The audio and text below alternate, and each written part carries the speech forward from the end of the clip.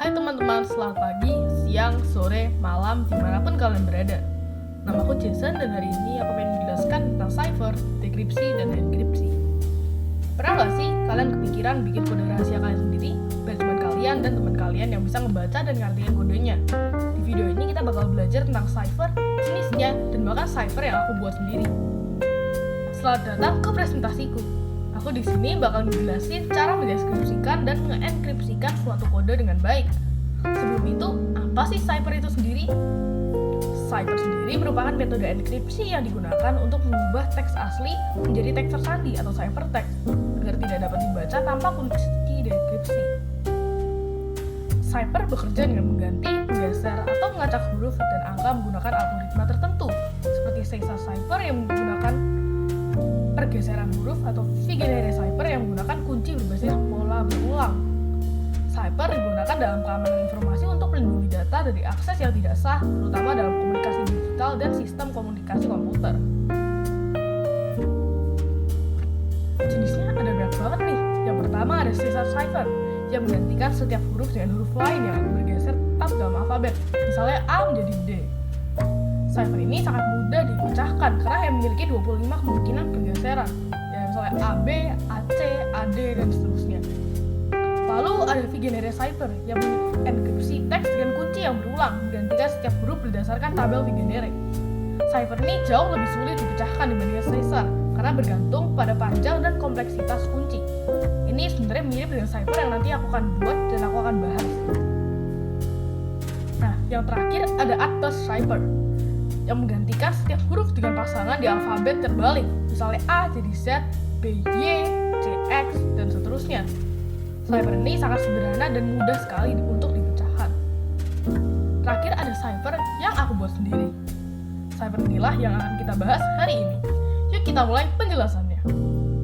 Inilah Jason cipher.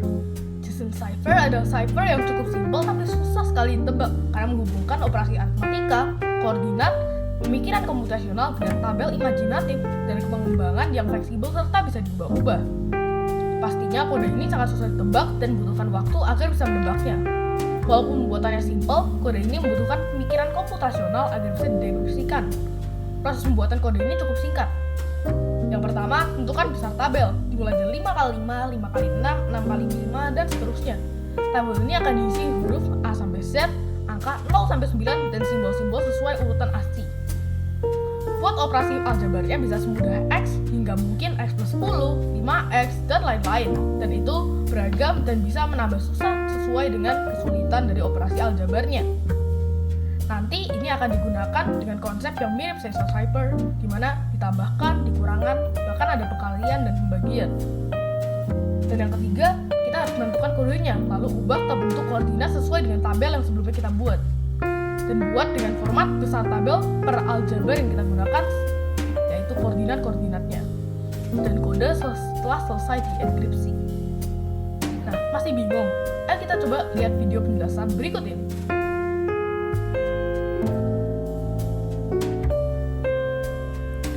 Hai teman-teman, hari ini aku ingin menjelaskan apa sih Jason cipher.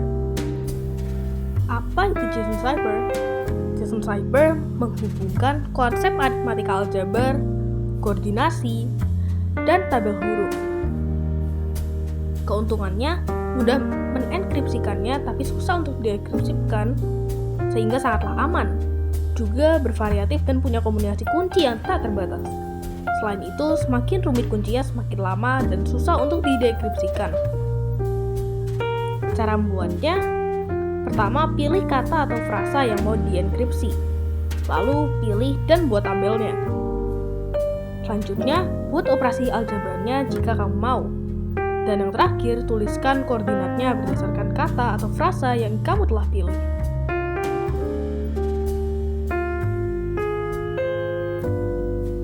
Nah, sebagai contoh di sini, aku akan menggunakan kata Jason. Nah, di sini aku memutuskan untuk menggunakan tabel yang berukuran 5x6 dan dengan operasi aljabar X plus 2. Nah, ini sebagai opsional saja dan tidak harus dilakukan ya. Nah, sekarang karena kita menggunakan kata JSON, kita harus membuat tabel hurufnya dulu. Dari A, B, C, D, E, F, G, sampai ke Z, kemudian dilanjut dengan angka jika masih ada kotak yang tersisa.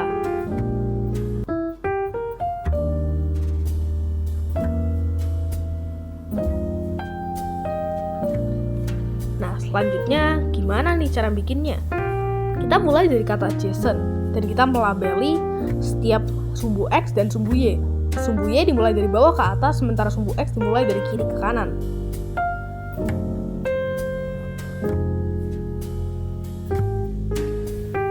Nah, dimulai dari huruf J, kita bisa melihat bahwa posisinya di sini adalah koordinat 5, 5. 5 dari sumbu X dan 5 dari sumbu Y.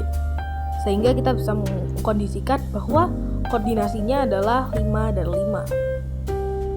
Dilanjut dengan huruf-huruf lain A, S, O, dan M dengan proses yang sama persis untuk kita membuat kata JSON yang itu belum termasuk operasi aljabarnya.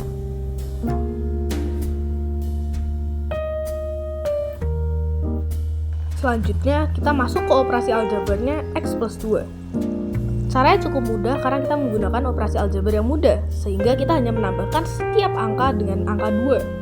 Sehingga 5 tambah 2, 5 tambah 2, 1 tambah 2, 6 tambah 2, dan seterusnya, sehingga kita mendapatkan angka JSON yang telah dienkripsi 2 kali, yaitu dengan tabel huruf dan dengan operasi aljabar. Dan inilah hasilnya.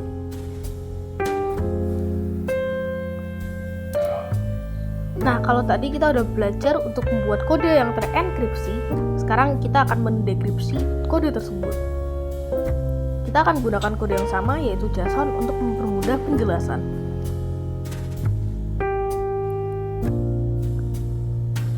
Di sini kita ketahui bahwa kode aljabarnya adalah X plus 2 dan dengan tabel 5 kali 6, sehingga kita membuat tabel yang sama seperti tabel yang di kiri. Nah, langkah selanjutnya adalah mengoperasikan operasi aljabar yang ada di sini. Kita mengetahui bahwa X plus 2 adalah 7 dan 7, sehingga kita bisa mengetahui bahwa X adalah 7 dikurangi 2 dan 7 dikurangi 2, sehingga kita dapat memposisikannya sebagai 5, 5, yang itu merupakan huruf J. Proses ini kita ulangi terus-menerus sampai menemukan jawabannya. Selanjutnya, ayo coba kita latihan lagi dengan frasa atau kata yang berbeda. Kali ini kita akan menggunakan frasa Joko suka baca buku. Nah, dengan frasa ini kita akan membuatnya menjadi tabel yang berukuran 5 kali 5, sehingga kita harus mengukur dulu terlebih dahulu.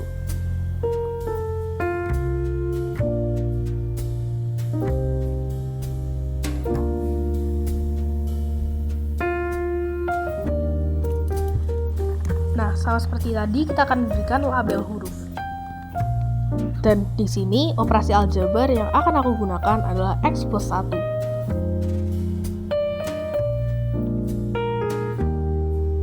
Sama seperti tadi, aku akan sebelumnya memberikan label untuk sumbu X dan sumbu Y, sehingga untuk memudahkan saat kita nanti menghitung dan mengaplikasikan JSON Cyber ini.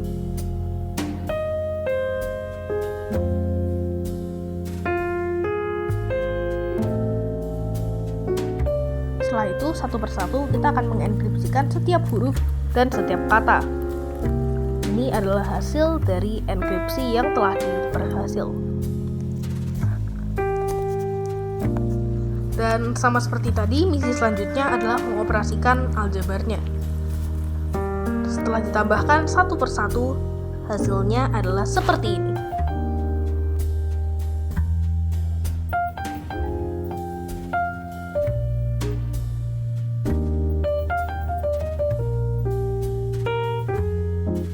Gimana? Kalian udah ngerti kan dengan JSON Cyber ini? Sekarang aku mau ngasih tahu aturan dari JSON Cyber ini. Yang pertama, horizontal dibaca dari kiri ke kanan, sementara vertikal dibaca dari bawah ke atas. Penulisan kunci Cyber juga harus sesuai dengan format ini, yaitu ukuran tabel per aturan atau operasi aljabarnya. Terakhir, kata dipisahkan dengan spasi 1 baris, sementara untuk kalimat dipisahkan dengan spasi 2 baris seperti yang di bawah ini. Nah, sekarang aku punya tantangan nih. Ini adalah bentuk dari dekripsi pesan. Coba deh kalian pecahkan, kalian bisa pause videonya sesuka kalian biar mudah mengerjainnya. Ingat, sumbu vertikal dihitungnya dari bawah, jadi yang paling bawah itu 1 dan yang paling atas itu 5. Dan jawabannya senja indah juga damai. Lanjut nih, ini adalah bentuk enkripsi pesan. Coba deh kalian bikin ini jadi bentuk JSON cipher. Pause videonya sesuka kalian dan ingat juga sumbu vertikal dihitungnya dari bawah. Dan ini dia jawabannya. Gimana? Kalian benar gak nih? Dan yang ini adalah kode gila yang aku bikin. Ini merupakan 3 kalimat yang hampir 1 paragraf. Kalau buat enkripsinya, ini ngabisin waktu sekitar mungkin 20 menit buat dibikin. Aku jadi penasaran, kalian bisa ngerjain ini dalam berapa menit? Coba deh kalian tulis di kolom komentar jawabannya dan waktu kalian ngerjainnya. Sekarang masuk ke kesimpulannya ya. Ada 3 hal yang mau aku bahas. Pertama, enkripsi dan dekripsi, kode rahasia, dan kesimpulan utama dan akhir. Untuk yang pertama, apa sih enkripsi-dekripsi? Enkripsi-dekripsi adalah proses mengubah data atau informasi menjadi kode rahasia agar tidak bisa dibaca atau dipahami tanpa kunci tertentu. Itu merupakan enkripsi. Proses ini juga digunakan untuk menjaga kerahasiaan informasi, terutama dalam komunikasi digital, penyimpanan data, dan bahkan keamanan cyber. Enkripsi dapat bersifat simetris hanya menggunakan satu kunci atau asimetris menggunakan pasangan kunci publik dan privat. Sekarang kita lanjut ke pengertian dekripsi, di mana dekripsi adalah proses mengembalikan data yang telah dienkripsi ke bentuk aslinya, sehingga dapat dibaca atau digunakan kembali. Dekripsi hanya bisa dilakukan dengan kunci yang sesuai, sehingga memastikan bahwa hanya pihak yang berwenang yang bisa mengakses informasi tersebut. Keamanan dalam dekripsi sangat bergantung pada kekuatan algoritma enkripsi dan perlindungan terhadap kunci yang digunakan. Gimana? Jadi ngerti kan?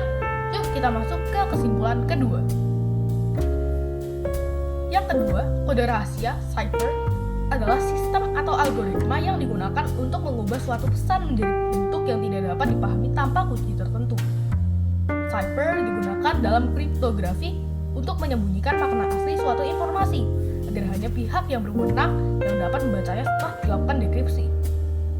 Nah, ini nih dibagi menjadi 3. Yang pertama ada substitusi, di mana adalah proses menggantikan setiap huruf atau simbol dalam pesan dengan karakter lain. Contohnya seperti JSON cipher.